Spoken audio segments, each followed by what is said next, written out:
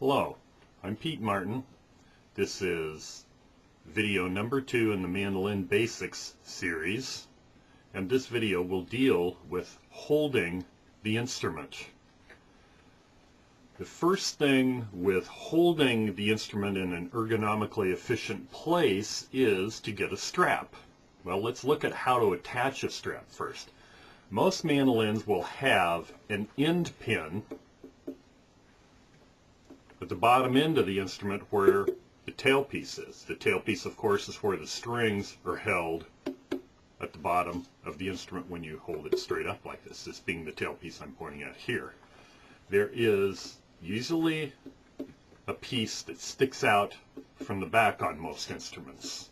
Some less expensive instruments don't have this, but most instruments do. So this is where you can attach a strap. I like to use just a regular leather guitar strap. Okay? On an F-style mandolin has this little scroll piece. You can attach the strap to the scroll by taking a piece of leather, wrapping it through the scroll here, and tying it around right here. And of course this is where you can see I have my strap attached. This strap happens to have a hole here. Guitar straps do, for where there's an end pin.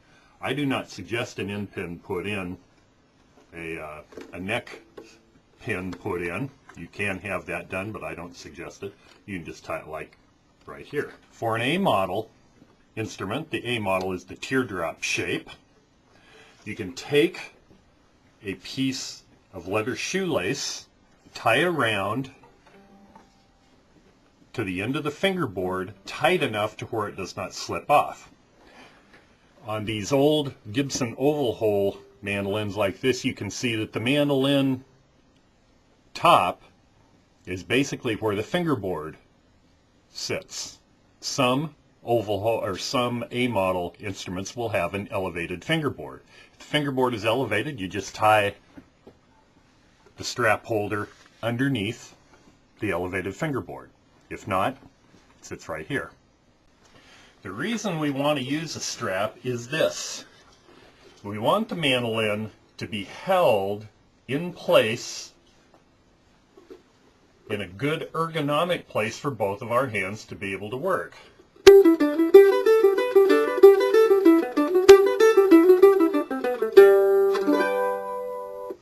Okay, let's look at what this position is. I want to set the strap to where you put it over your head and through your right shoulder. And it's going to fit just about the height that the elbows on both hands are. My elbow on my left side is right here, and notice that that's about the height of the neck. And the elbow on my right side is right here, and that's just about the point where the end pin is. Once again, this is the end pin. Okay?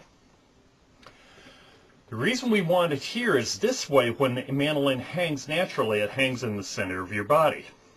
There's a number of players that will put it over their right shoulder only, but now look where the mandolin wants to go. It wants to go way over here, and now you're having to push the mandolin constantly to your left so that it won't go like this. This really ties up the right hand much more because you're having to push that way with the right arm all the time. Okay?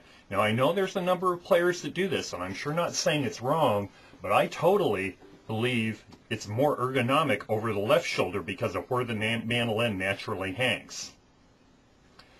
I have heard, who knows if this story is accurate, I'm not vouching for its accuracy, but I heard the reason Bill Monroe liked his players to wear the strap over the right shoulder instead of the left shoulder is when they would sing the gospel quartets and they would have to take the instruments off to gather around the mic to sing the quartets, so they wouldn't have to lift up their hat to take on and off the strap and show the bad hairdo that a hat leaves. So who knows whether that's true or not. I totally believe that this way, the instrument hanging down from the left side of the neck, putting the instrument through the neck and through the right arm to where the strap comes down behind you like this, is much more ergonomically efficient. Okay, let's look at what the right arm does. I want to bend the elbow, the right elbow, at 90 degrees, then simply put my hand in the picking position. If I release my left hand now, notice my mandolin is held very easily. It's in a very solid playing position. So once again, bend the elbow, the right elbow at 90 degrees, put the hand in playing position, and there you are. Remove your left hand, and the instrument is held very solid. Okay, let's look at the playing position for the left arm. I'm going to demonstrate this and then I'll walk you through it a step at a time. I'm going to grab the neck of the instrument with the right hand, pull it out of the way like this. Where we want the neck of the instrument to be is where the left arm sits at a 90-degree angle like this. So let's do this. Bend the left arm at a 90-degree angle, turn the palm up of the instrument, or the palm of the hand up, and place the neck of the instrument right where the palm of the hand lies. Let's do this again and check out a couple of things. Notice that I'm letting my arm hang straight down from my elbow. I'm not pulling the arm back like this, or I'm not pushing the arm out front like this. Hang straight at 90 degrees. Hang straight. Put your arm at 90 degrees, excuse me. Put the instrument right there. Notice, if I pull my left arm away now, the instrument is not parallel with my chest. Here is parallel, here is not. I want to put the instrument where my arm wants to be naturally, not where to where my arm wants to be, so my body works with the instrument. I don't just put my instrument up someplace and pull my arm up to it. If I do that, if I put the instrument parallel with my chest and then go like this, look at how far backward my elbow is pulled that way. I can tell you there's a fair amount of muscle force being involved there that if I do it the other way I described, is not involved. That lets the whole left side be much more relaxed, and my hands are able to maneuver over the instrument much easier. This left and right hand position were basically taught to me by an ergonomics doctor, a performing arts doctor.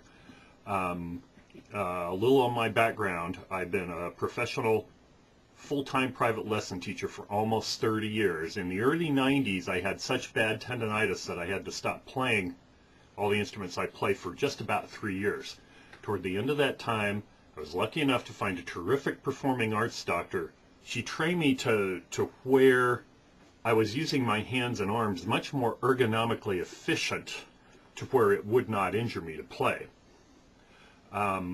When I told her that I taught private lessons for a living, she showed me how to teach these things to people.